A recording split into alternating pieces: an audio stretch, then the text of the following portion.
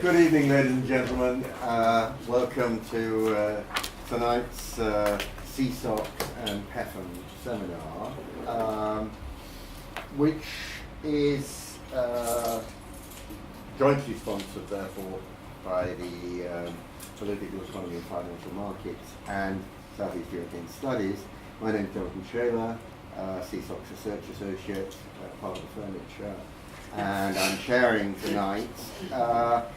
And the theme is Brexit and its impact on the Western Balkans, and we'll be starting very much with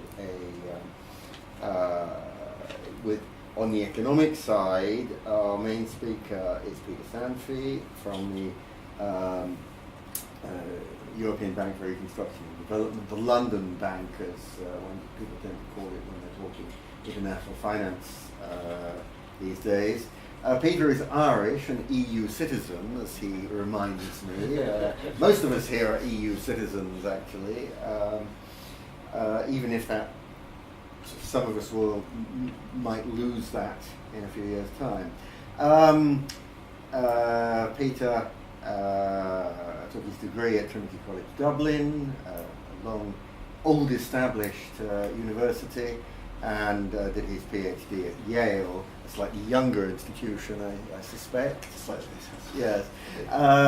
He taught at the University of Kent and has been working, and he's an economist, hardly need saying, and has been working at the EBRD since 1997. He's been a CSOC's associate for about 6 years and has written numerous articles and books on Southeast Europe.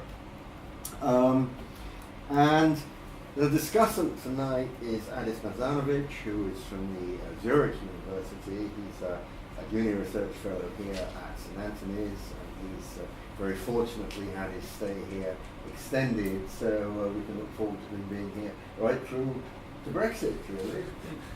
2018, so it really depends. Yeah. Well, it all depends, yes. And Addis is a political scientist, so he will be taking a slightly looking at some of the political implications of Brexit on the Western Balkans. But as will become apparent when you see Peter's presentation, there's a big overlap between the two. So without more ado, Peter will be speaking for 25 minutes, something like that. 30 minutes, fine.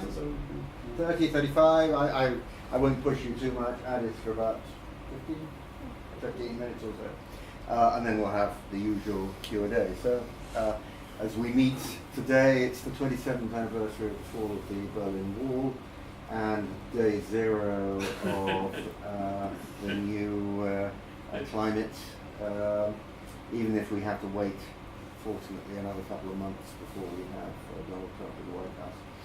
Peter. Okay, well, thanks very much, Jonathan. I think even though I'm feeling a little bit tired, like a lot of you, I'm going to stand up and give this presentation. I must say it's a great pleasure to be here, as always. I thank you for the invitation. Special thanks to Jonathan for the suggestion for the seminar. I think I'd originally proposed some quite boring and technical title, and Jonathan was far too polite to say that, but he said, "Look, Peter, why not come and talk about Brexit?" And initially, so I said yes, of course. I'm equally polite and obliging, but initially I thought, well, what am I going to say about this? I mean, Brexit, it's not maybe very obvious at first what the implications might be for the Western Balkans, but actually it's been a lot of fun to try and think about this and think through the implications of what is coming ahead for this country, how it will filter through to the region that we're all so interested in here. So I want to, I think it goes without saying, of course, I'm giving my own views here and not an institutional view of the EBRD, but I do want to mention a few names. The work I'm presenting is not just my own, it's a collaborative effort with various people. Jakub Milatovic, who's a very bright young Montenegrin, former Oxford graduate, who's in Phil here a few years ago. Peter Tabak, Merdzanovic, who are my colleagues in Belgrade, and also some colleagues from the Office of the Chief Economist, Alex McCannock and Lucas Borkelman. So all of them have had an input into this this presentation that I'm going to give you today. Now, I think, let me firstly just give you the outline of how I'm going to structure this. So I want to, before we get to Brexit, I want to put some propositions to you first about the Western Balkan economies, and actually be a little bit upbeat about this region. And it's not the first time I've tried to give an optimistic spin to what's happening here, but I really feel that in economic terms, the Western Balkans are not doing too badly, and actually they have a lot to offer to investors, and I'll try and lay out that case for you. And I think that's important context, because I do think that some of that is jeopardized by this Brexit process. So the bottom line of my talk today is that, contrary to what you might think at first, Brexit could have serious implications for the Western Balkans. Now, in thinking through why that might be, one has to distinguish between the direct links between Britain and this region and then the indirect linkages. And as I will argue, the linkages that go indirectly, primarily through the European Union and the Eurozone in particular, are much more important. And towards the end of my talk, I will present some econometric results. I'm not going to get into the details, the technical details of this, but I do want to give you just a flavor of some econometric modeling we've been developing at the EBRD just recently. So that's the structure of the talk. So let me firstly talk a little bit about where these economies stand. Now, this chart, I use this chart a lot. I really like it because it brings out the size of the convergence challenge that Western Balkan economies face. So what we're showing here is GDP per capita. So the standard measure, if you like, of living standards. It's adjusted for purchasing power parity. This is IMF data. And the way to remember this chart is to think of the fractions 1/2, 1/3, and 1/4. So roughly speaking, the Western Balkans, and by the way, I should have said right from the start that when I talk about the Western Balkans here, I'm going to talk about these 6 countries, which Montenegro, Serbia, Macedonia, Albania, Bosnia, and Kosovo, which are very important countries for us at EBRD, and they're non-EU members. They're all EU candidates or potential candidates. So the 1/2, 1/3, 1/4, roughly speaking, GDP per capita is about half what we sometimes call the EU 11, so the Eastern European countries that joined in 2004 or since then. It's roughly 1/3 GDP per capita of Southern European countries like Italy, Spain, Greece, and so on, and it's about 1/4 of the Western European countries, including UK and Ireland and others. So there's a big convergence challenge there. But when you see convergence challenges, I think as economists you're trained to think of opportunity, and convergence is something that should happen under the right circumstances. It may take a lot of time, but poorer countries should grow faster than richer countries, and they should catch up. Now, in terms of catch up, this is what is going on now in terms of growth rates. So you can see that. So let me just explain these charts. We have world GDP growth is the yellow one. This is the whole EBRD region. And here we have the Western Balkans 6. So you see the fluctuations that have gone on in recent years. And then if I went back a little bit, we had the recession, the global crisis in 2009. There's another dip here. But now you see the region growing at little above 2% last year. We project 2.7% on average this year, and rising to 3% in 2017. So, and we've actually raised our forecasts in our latest regional economic prospects. That's this publication which we put on our website and which came out last week. So 3% growth, it's not terrific, but it's not bad. And I think when you combine this with the fact that you have quite stable macro situation, you have very low inflation across the region, which is allowing for some monetary policy easing. And you have non-performing loans in the banking sector, which are still high. This is an issue that particularly exercises us at the EBRD, how to tackle non-performing loans, because there's a big legacy, big overhang from the various crises, but they are coming down and they have decreased. These green bars here indicate the decrease in the last 12 months. So the macro situation, it's not bad, I would say, and there is some hope there. Now, what can they offer to investors? So these next 5 charts I've taken from a paper that I wrote with a couple of colleagues, published on our website last February in advance of a big investor conference we had on Western Balkans at the EBRD. And there are many things the region can offer. I think the 5 that stand out are the prospects long-term of EU membership. I think this is still whatever problems the EU has, this is still a draw for investors, and this is a quick summary of where the countries stand on that, with 4 of the 6 now being candidate countries.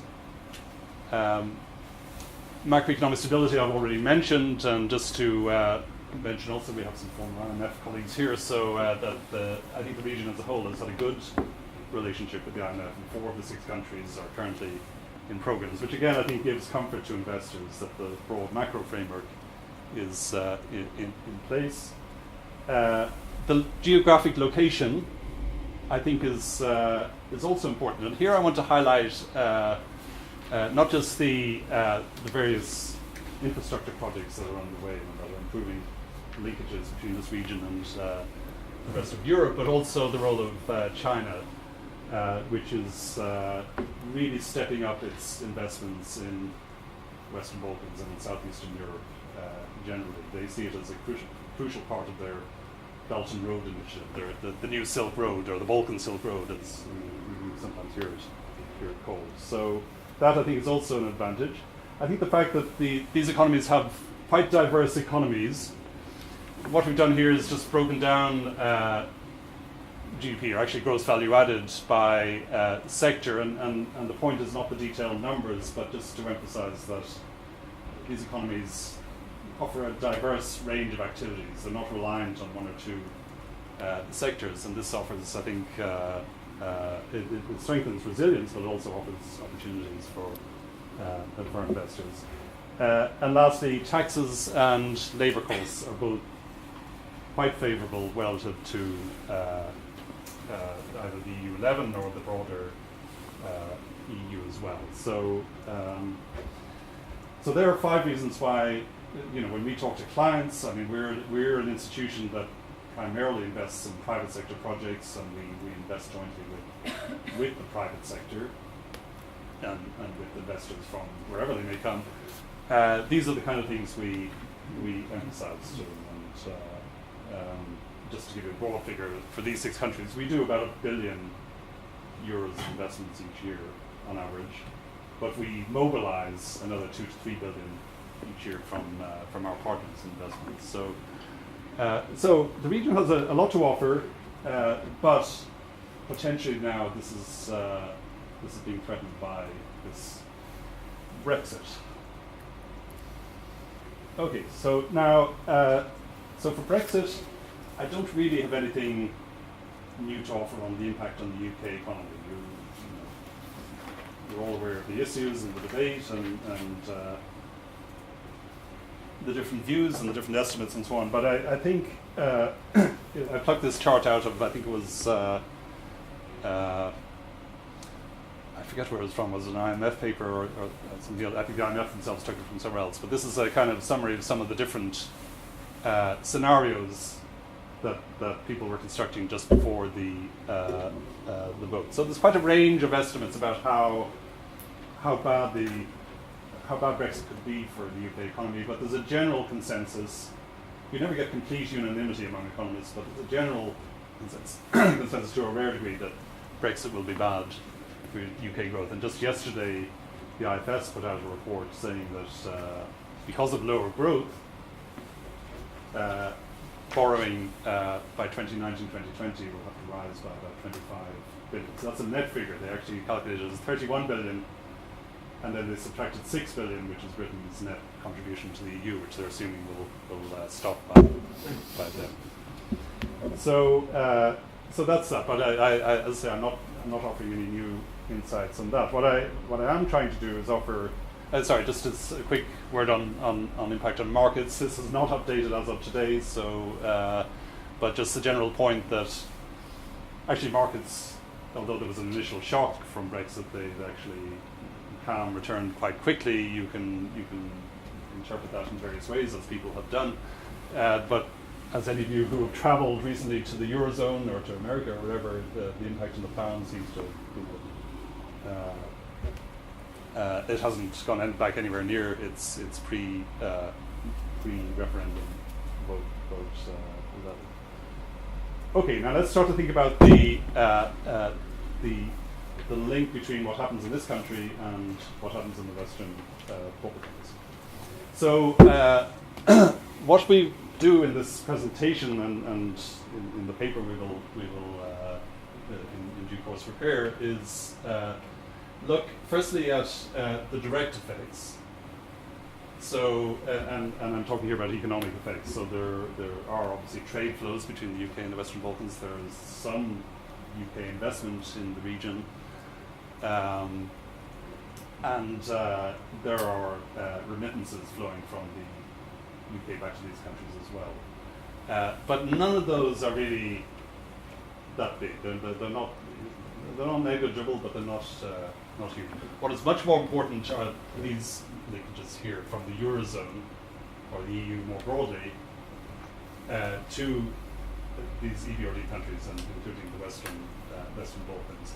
Now, when it comes to the Western Balkans, firstly, these linkages here, the investment, the trade flows, the remittances are much more important than those from the UK.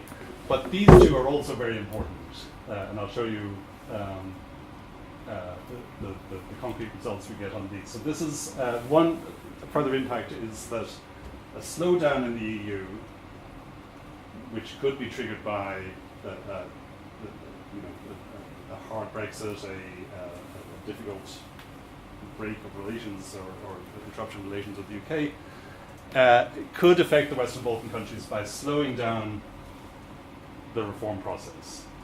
And we know from a pretty big literature now, some of which I personally have done at the EBRD and the colleagues, that there's a link between reforms and growth in transition countries. The faster reforms grow, other things being equal, the faster growth will proceed.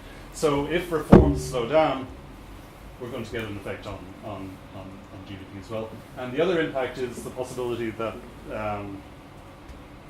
financial assistance for these countries, EU transfers, will also decline once the UK leaves. The UK is a net contributor to the budget, and so that's one possible effect. But also, if the EU itself has economic difficulties, they're less likely to start giving out lots of money to the Western Balkan countries. So these are two things that are important considerations to take into account. Now, let's just look at a couple of charts. So the top chart shows, for most of our EBRD countries, the exposure to the UK. So it's a mixture of FDI and exports to the UK. So there are two ways the UK economy can affect a country like Hungary. Poland is one. Hungarian, Polish exports to the UK, and then UK investment coming back to these countries. We've circled the relevant Western Balkan countries here, and you can see that it's maybe about the sum is maybe about 1% of GDP.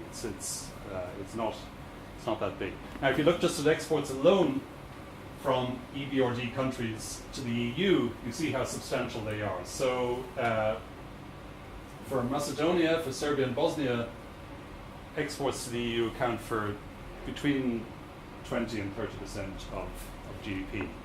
They're a bit less in Albania and Montenegro, but still it's still quite important as well. So this is a sizable effect. It means that if there's a slowdown in the Eurozone, it's going to hit Western Balkan countries. So what's MENG? Let me explain. Mongolia. Okay. Now, when it comes to remittances, we try to. Remittance data are always a bit dodgy. It's hard to get good data. But remittances, as most of you know, are extremely important for Western Balkan countries. The little left-hand chart there shows how big they are as a percentage of GDP. So they're typically of the order of around 10% of GDP, or even more in the case of Kosovo. But when you look at the source, it's mostly Eurozone countries. Now it varies. I mean, for Albania it's mainly Greece and Italy. For Serbia it's more Austria and Germany. In fact, for most of these countries, Austria, Germany, Switzerland are important. But the UK, yes, some remittances go back from here, but they're small in the bigger scheme of things. Okay, now let me come to this issue of reforms and financial assistance. So when it comes to reforms, there are different ways of measuring reforms. What I want to highlight here, basically governance reforms, which we think and also the EU think are extremely important. Now, Alice and I were chatting about this chart just beforehand. These charts, so there are 6 measures of reform, and they're taken from the European Commission country reports. So last year's reports, for the first time, unveiled this new methodology where they measure the accession, the candidate or potential candidate countries on this 1 to 5 scale. And in fact, just today, the new reports have come out. I didn't have time to look at them, so I would expect the numbers are updated, but I would not expect the numbers will change very much. And the point is actually a bit misleading to start with 0, because the lowest score is 1. So it's really from 1 to 5, and you can see that in quite a few cases, especially when it comes to the existence of a functioning market economy, you have the likes of Bosnia and Kosovo still stuck on number 1. Similarly, with the capacity to cope with competitive pressure within the EU. So this EU methodology is quite interesting. I think it's quite useful. It gives. I mean, we've been doing this at the EBRD for many years to put numbers to intangible sort of form things, and in fact the EU openly admitted they were inspired by our example, and I think what this shows is the scale of the challenge ahead for these countries. Now, why is this important? Well, what we know, and here I'm borrowing some bits of information from different things, and this chart I'm taking from our transition report of 3 years ago, our 2013 report. And what this chart shows is that if you take the World Bank governance indicators, which of course have a strong overlap with the indicators I was just showing you, what happens is that in the run-up to accession, so we looked at not the Western Balkan countries, but the ones that joined in 2004, and Bulgaria and Romania as well, which joined in 2007. We looked at how these indicators changed in the run-up to accession. So the accession time is T0 here. And you can see that in the most reform, the quickest progress in reform is in the 3 years prior to accession. I really like this chart because it really jumps out at you how when countries see the finishing line, they tend to step up reforms. Unfortunately, after they join, then it tends to go off again, and Jonathan will know from his Romanian experience the truth of this assertion. But this is important because when you combine this with what I said earlier about the link between reforms and growth, which I think is a well-established stylized fact, then if Brexit means that the EU is less interested and gets into its own difficulties and pushes off accession for the Western Balkan countries, then we can expect reform to slow down, and that'll have an effect on GDP and growth.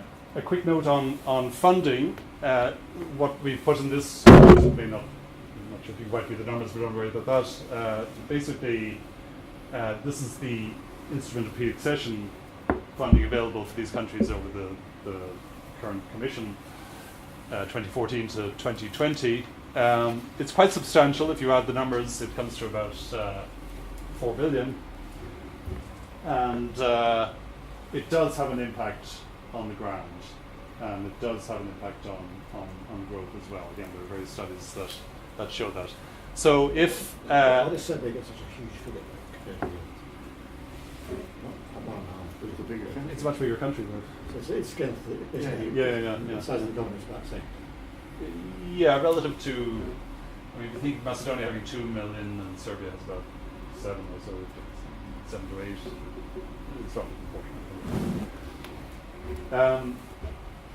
So the point is that if funding is decreased, and in our modelling, which I'll show you in a second now, we do assume some cut, then that translates also into lower growth. Okay, now let me just. I'm coming near the end. I'm okay for time. Yeah. So I want to just get slightly technical now, but I'll keep it at a very non-technical level. This is not an econometric seminar. But we have been working in the EBRD on improving our macroeconomic modelling. And since we cover a lot of countries, we want to look at the sort of latest techniques for modelling interactions among macroeconomic variables and interlinkages between countries. So what we've used here is what's called a global vector autoregressive model, a GVAR for short. Now, for those of you not familiar with vector autoregressions, basically it's you take a bunch of variables and you regress more or less everything on everything else, and you put in lots of lags on variables on the right hand side. It's a really non-theoretical way of just looking at how different variables affect each other. And so it's a very popular thing because you don't have to worry too much about which way is the causality running and so on. It's really just throwing everything in and seeing how things all affect each other. And of course, in real life, things do affect each other in ways that are hard to determine a priori, but the data will tell you how they interact. Now, so that's what a VAR is in a nutshell. But a global one is when you take lots of different countries, you measure a vector autoregressive model for each country, and then you stack them up together to get one sort of big global picture. And once you've done that, you can then look at how variables change when you put a shock in the system, like a Brexit shock, which lowers UK growth. So that's kind of the idea, and we if you want to read further in our new transition report, which we actually launched yesterday in London, we have a section on this new model. So we've used this model we've adapted it to look at the impact of Brexit. In case what I said was kind of gobbledygook, this is, I asked one of my younger colleagues, is there a kind of visual way of thinking about vector autoregressive? I don't know if this clarifies things or makes sense. But basically, you can see all these things kind of interacting with the other different regions.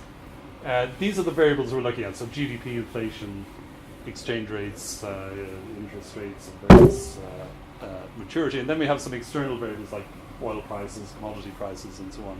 But the point is that some external variables have a bigger impact on some countries than on others. So for the Western Balkans, they're very much affected by Eurozone growth. They're not so affected by growth in Russia, let's say, or US growth. So that you can model that, and then once you've estimated all these things, you can take the parameters that you estimate and then look at shocks to the system. That's I hope I kind of give the flavor of what is going on here, because I'm about to show you what happens when you do this in two different scenarios: a soft Brexit and a hard Brexit. So by soft Brexit, that's not being too precise, but just basically a kind of smooth relation between a smooth exit by the UK. Trading relationships are not disrupted too much, whether that means full single market access or still members of the customer union.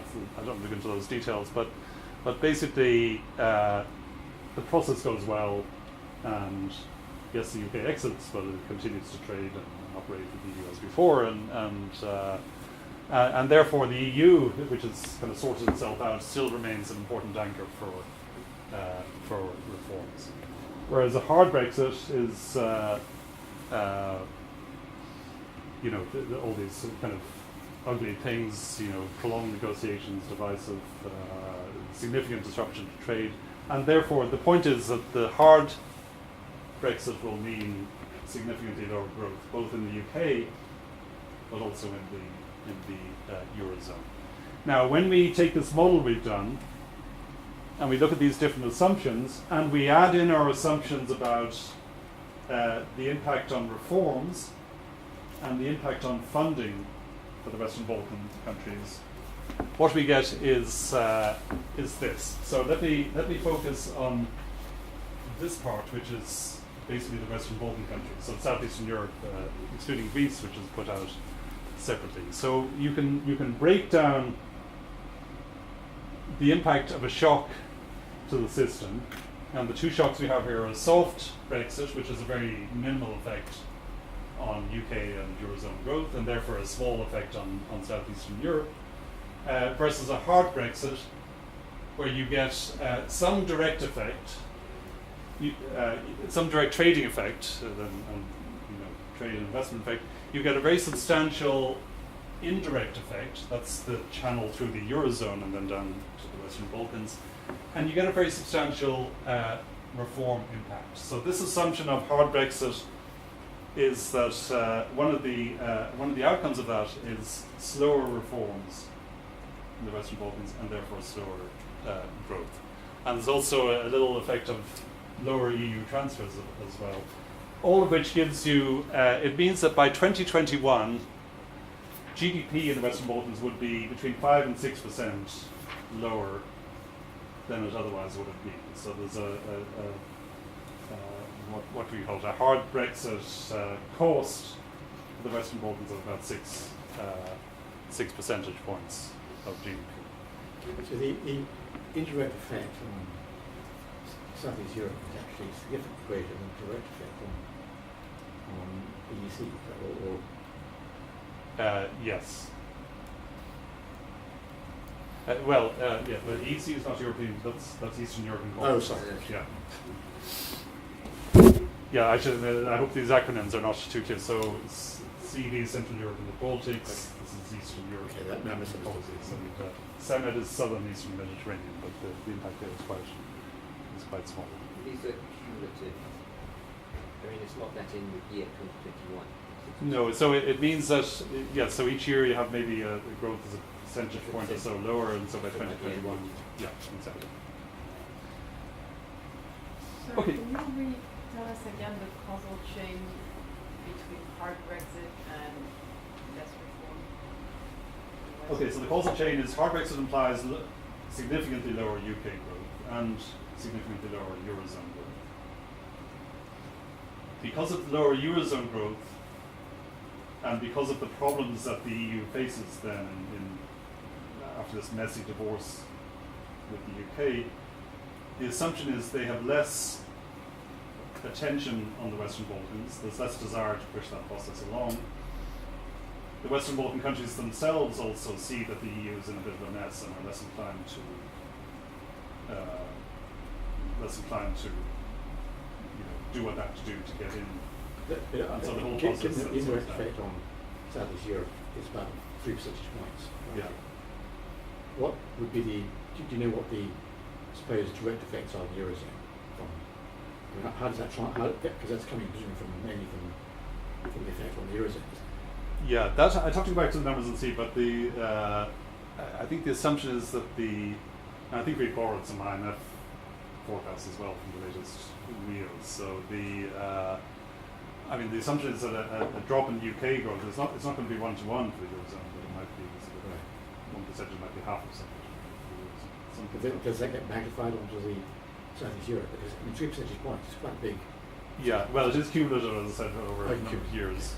It's not a one-off. It's not a one-year I see, shock. okay. Yeah, and also, the linkages between Western Balkans and Eurozone are really quite strong. So it's almost 1-to-1. one effect. Calypso, I don't know if I did answer your. It's a big assumption. I mean, intuitively, but I'm just wondering how you. Yeah, and I'm straying It's also onto scientific. kind of political science, so I think that is made of. I have that. Yeah. Sorry. Well, Sorry. but- I had this thought this morning.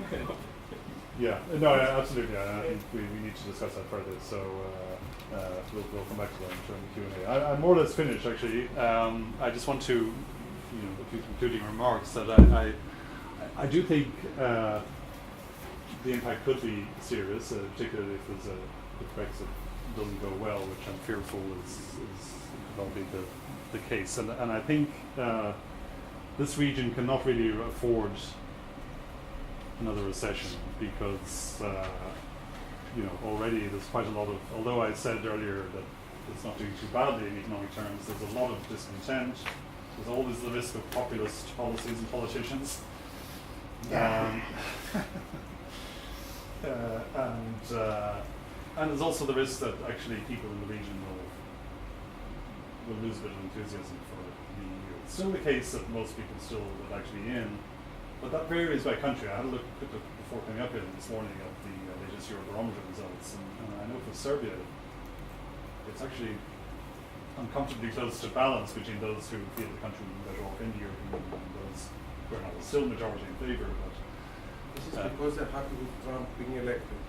no, indeed. So they've got that option.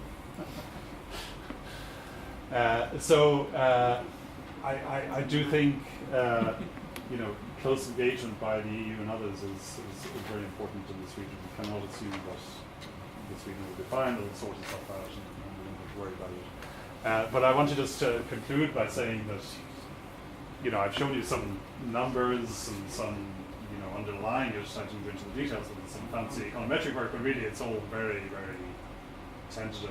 We're in a strange world. I probably need to remind you. I see lips are yawning. I guess you were sitting up last night. Well, very good. I'm sorry, this is very true. It was a long night. You're forgiven. And this is unprecedented. We don't really know what Brexit means. Even people in government don't quite know what it means. So it's very hard to really make any confident predictions. But it is fascinating to discuss the possible scenarios. So on that note, I will stop and Thank you very much indeed. Okay, now we have a discussant in Addis, though not quite, he's not going to query your economic assumptions. I will. Well, but as a political scientist. Exactly. And I think... Who needs experts? Thank you very much, Peter.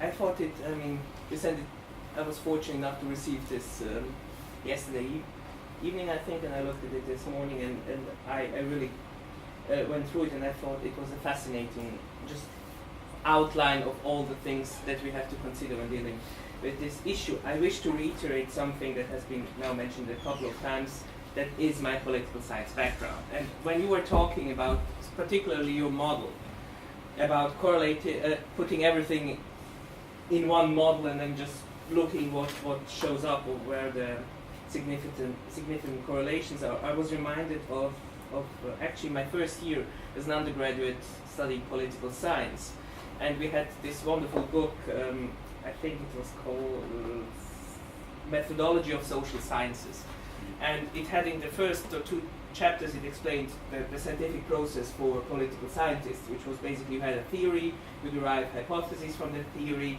and then you try to operationalize the causal relationships, you measure them, and then either you falsify or you don't these hypothesized relationships. And then I think the chapter went on to remark that in contemporary political science, because you cannot publish something that shows no correlation. All the articles that we publish have to show certain correlation, preferably in that direction that you estimated in the beginning. There is a tendency to simply correlate everything with everything and then just see what pops up and then find the respective theory that explains this result rather than the other way around. And I have slightly the same feeling here because it goes precisely to what Calypso was mentioning. We have actually this, why do we use theories? And we use theories because theories explain to us how the causal relationship actually runs. So what to make of these causalities or correlations that we find. And I think you miss that kind of dimension when you simply correlate everything happening, because you cannot, your model does not tell you actually how all the assumption of soft or hard Brexit actually impact all these things on a micro level. Nevertheless, I think I agree with much what you have said actually in your outline, but I wish to add another dimension to it. And I wish to begin with your last point. I think especially after last night, we have to acknowledge the uncertainty of these kind of models. And I think that is an important issue, because we are speculating about the effects of Brexit for the Western Balkans, and we are doing so in a vacuum. There are three major clusters of uncertainty with which we deal, and as many of you in the room know, the viability and reliability of any forecasting model depends basically on two things. It depends on the data that you input into the model, and it depends on the assumptions on which the model rests. And especially these assumptions, the hard and soft Brexit scenarios that you explained, are subject to high uncertainty. First, there is the uncertainty what happens in the United Kingdom.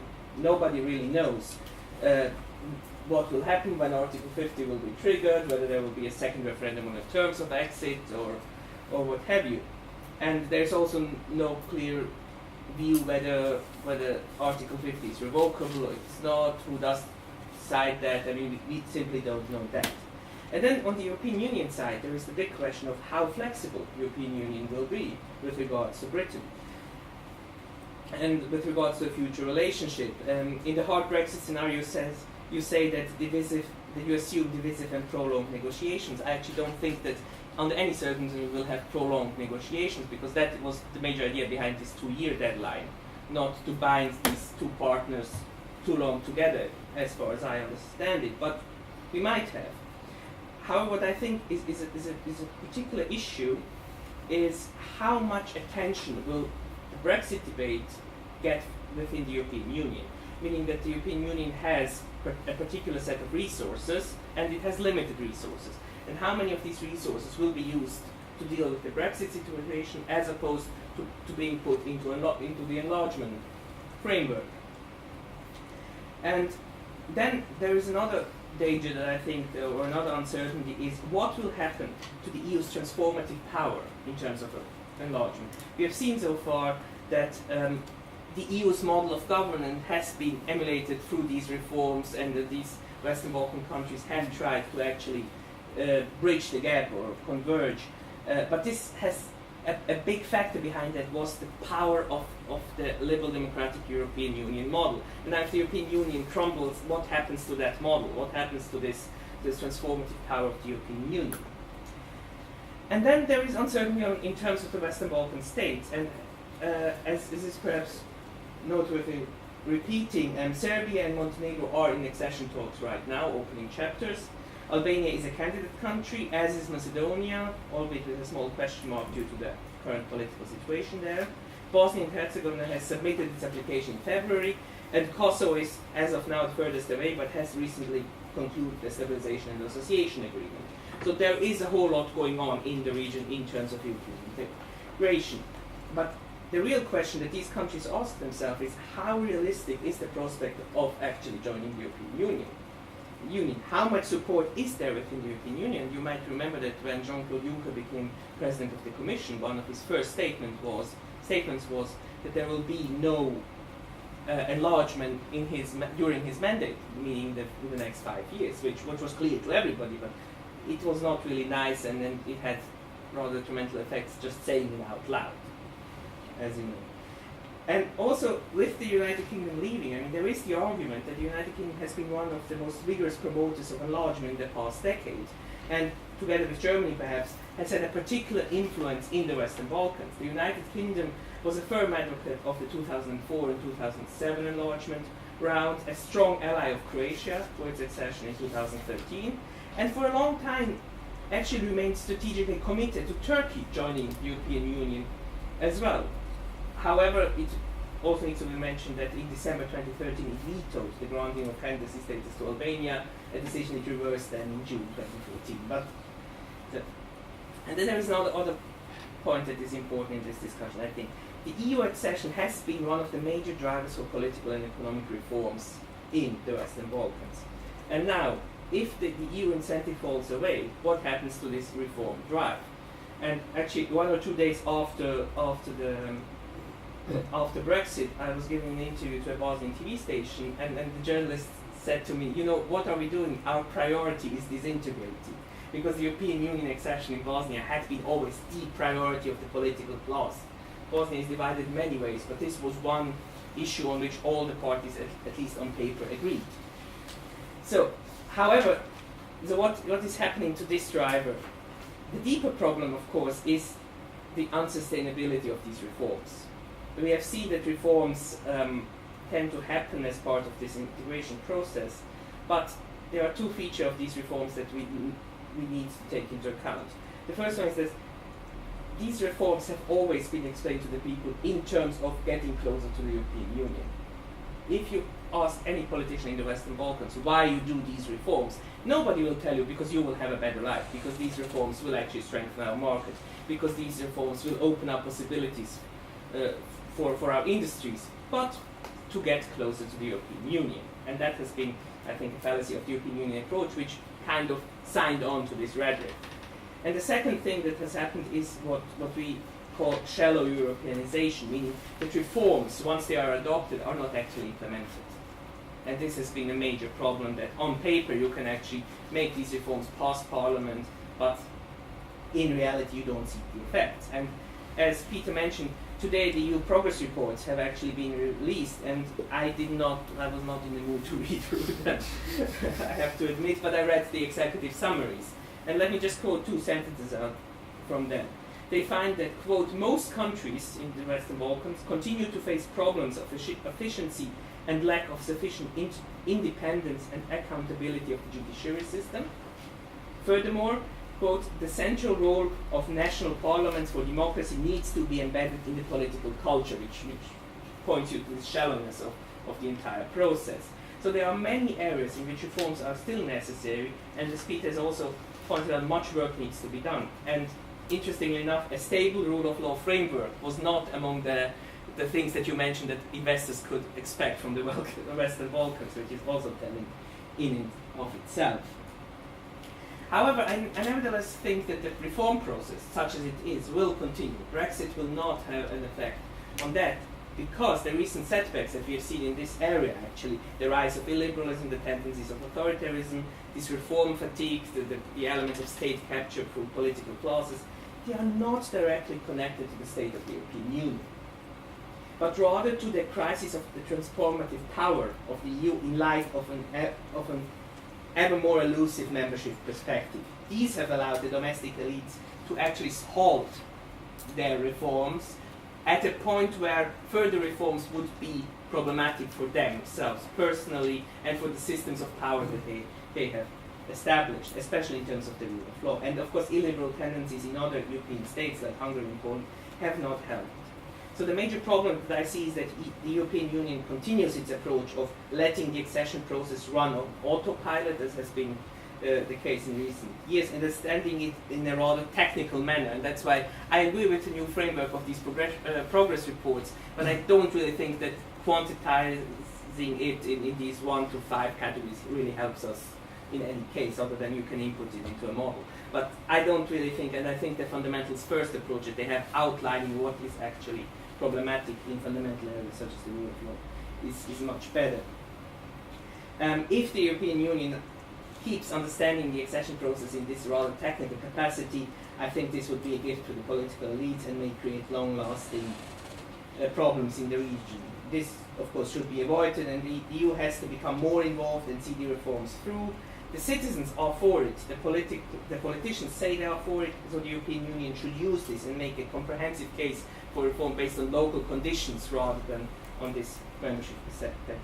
And also let us acknowledge that there is no real alternative to European Union integration for the region. I mean, what other model is there? However, if this incentive is removed, this opens up the door for a further rise of liberalism, even authoritarianism, and it will cause illiberalism. Yeah, it will cause problems down the line. So, but nevertheless, I don't think we need to be pessimistic about this. The states still want to join the European Union. The attraction of EU membership is still powerful, and especially among the population. And Peter, you mentioned this fact that 55% in the Eurobarometer, or 50% in the Eurobarometer survey in Serbia said that they want to join the European Union. In December 2015, the number for the first time actually fell below 50%, and everybody was really shocked by this fact. However, in June, July 2016, it was up to 55% again. And as I keep repeating in these circumstances, if you ask the people where they see their future, Russia or the European Union, 90% is for the European Union. So we need to keep our cool with respect to these kind of public opinion polls. And there has been one view in the region that sees Brexit as an opportunity for Russia to assert a greater influence, particularly pressing Serbia, the Republika Srpska in Bosnia, and Macedonia to dissuade them from joining NATO and the European Union. The same has been said for Turkey with respect to Albania, Bosnia, and Kosovo. I mean, these views are not entirely without merit, but they are, in my opinion, very much overstated, for the economic ties between the Western Balkan states and the European Union are much stronger, as we have seen. So this is not a real alternative. And in Serbia, Prime Minister Vučić, after this all came up, the Eurosceptic parties demanded the referendum whether we want still to pursue the European way, and he said all citizens had chosen the European policy in the April elections by electing him, because he stands for the European pathway. In Bosnia and Herzegovina, the presidency and the government keep insisting that European Union integration remains crucial, and in Albania, the parliament passed judicial reforms, or actually constitutional changes, so as to allow judicial reform unanimously. Yeah, that. Sorry, I was also staying up like this. Even if there was much pressure from the outside. So the country still want to participate in the country still participate in the Berlin process, and the European Union has been instrumental in brokering the agreement between Kosovo and Serbia. Serbia on normalization of relationships, and also as of now, all the IPA funds to support reforms are still in place, and they will remain in place even if there is a reduction in terms of the general EU budget after Britain leaving. And the local politicians, I think, are well aware of the fact that the enthusiasm for enlargement is dropping within the European Union. And this is why they try to keep it alive. If you have seen what has happened in terms of where they have gone, their visits and so on, they're actually going to Brussels and saying there is a momentum, please keep it up, please don't abandon us, and so on. So there is much pressure from the Western Balkans politicians to the EU not to stop this process. So, in my view, the political consequences of Brexit as such are limited. We're dealing with a larger problem of EU's transformative power, and much more importance should be given to how the EU reacts and to the underlying currents within the EU that actually Brexit represents, because Brexit represents underlying currents of problems within the EU, and these are the currents within Brexit as such in the political and has a rather limited effect. So, thank you. Thank you very much. Two extremely interesting presentation and a discussion, and it does. The two of them do actually underline how far the political, and you can't simply look at the economics or in isolation from politics or vice versa. And before I throw this open to the floor, I just want to sort of abuse my chairman's position. I was tempted to ask you what you thought the impact of this morning's news was, but Brexit exactly, yes. But I mean, I leave it to you whether you want to say anything or just ignore that question. But I mean, I do think that I personally, I tend to slightly more share Peter's pessimism as compared with Alice's, for two reasons. One is that I think you have looked at the longer term, and while I think it is probably reasonable to see that nothing will hugely change in terms of the economics much before 2020, there are, I think, some quite substantial questions which will need to be answered about the EU budget in the longer term.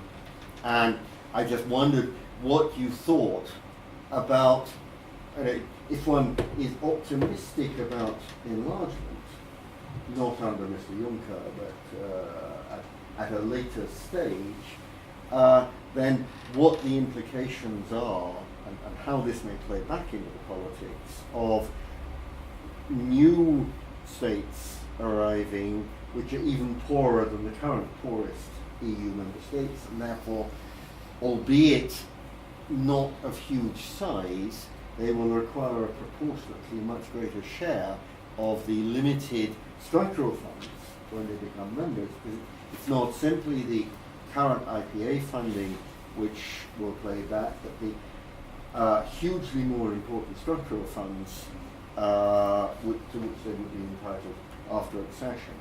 I think there's a second question I had, and also a comment in regard, perhaps first a comment with regards Alice's comments. I think the prolonged and divisive negotiations are less likely to be about Article 50 per se, because they do have a cut-off, but much more about the future relationship, which I think will be divisive. It will be divisive in this country, and I think it may well be quite divisive inside the European Union. And there's a huge question, because since it is unlikely that they will be concluded within 2 years, about what happens between Brexit today, Article 50 day plus 2 years, and the moment when the future relationship is actually established and in place. So what has been called a transitional regime, because it's difficult to enunciate a transitional regime when you don't know what to transition to. But perhaps a wider question is that when one looks at what is happening in the relationship between the European Union and Turkey at the moment, where you have had a huge growth in illiberalism driven by domestic political considerations, helped by a failed coup, and what that is doing in terms of completely poisoning the EU-Turkey relationship. I just wonder whether you feel that there is a risk that of the rise of illiberal politicians, which could then stymie the reform process and therefore stymie the only game in town argument, and quite what happens to the Balkans then. Then if either of you want to answer that, or indeed Peter, if you want to react to some of Alice's comments. There's so much to I'm trying to sort of, Alice, I appreciate very much very thoughtful remarks. I'll have to digest them carefully later, and thank you for actually typing them up and so on. But I think that for me the crucial one is, and it goes back to what Calypso is the link to reforms. And you're right that say reforms are shallow. Indeed, this is something we see all the time, that they're put on the books, but then they're not really implemented on the ground. It shows up in sort of business environment surveys we do, where we find Macedonia, which looks fantastic on the World Bank's doing business scores, but actually on the ground it's by no means an easy place to do business. So indeed,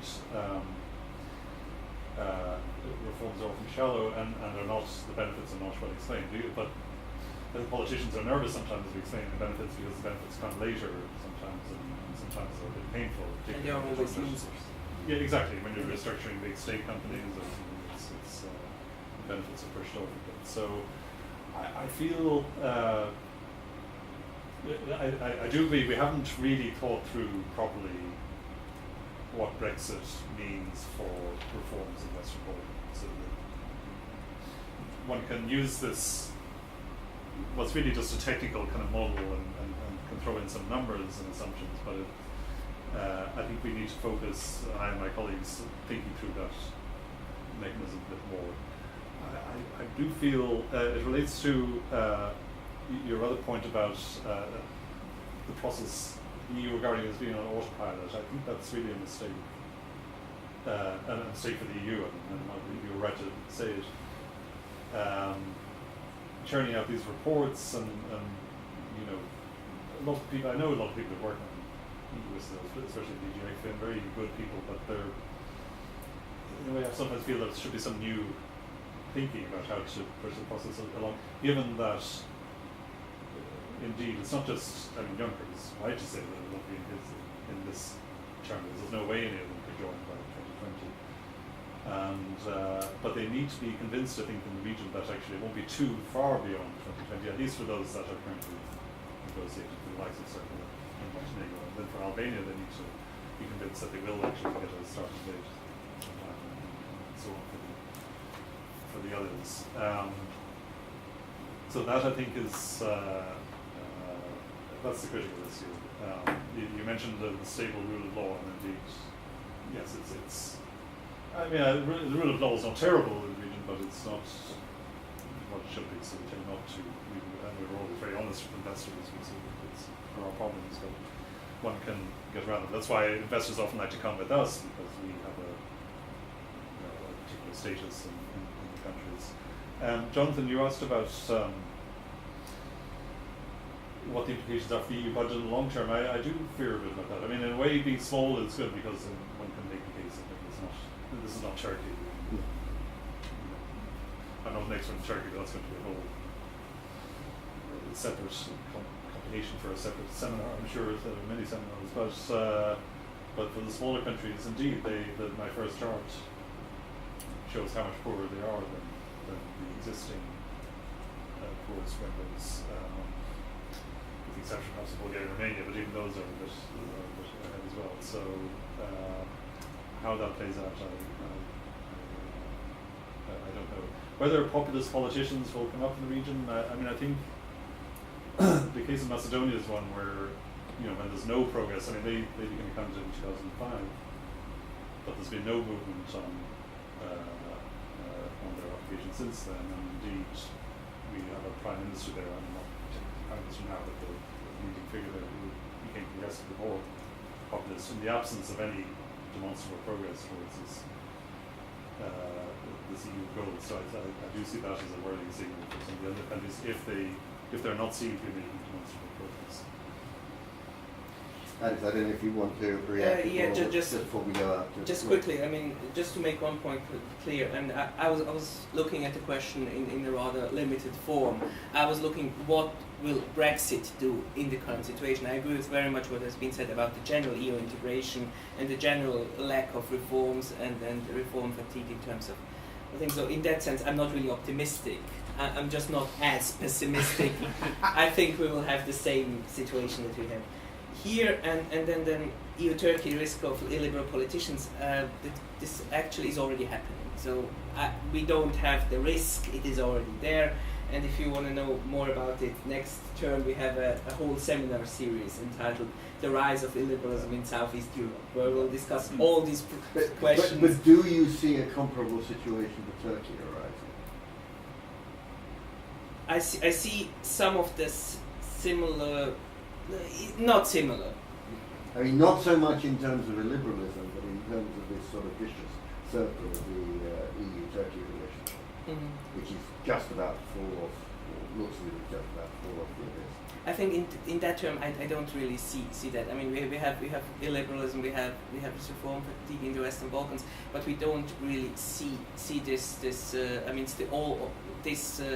these countries are not in the same position as Turkey is, because Turkey has the upper hand at the moment, and it can also condition the European Union, whereas these Western Balkan states cannot, and today it was quite telling if you looked at the EU representatives in the countries were actually delivering their reports to the different political bodies as if they were handing out term cards. So this asymmetric relationship is I've been there, yes. Yeah.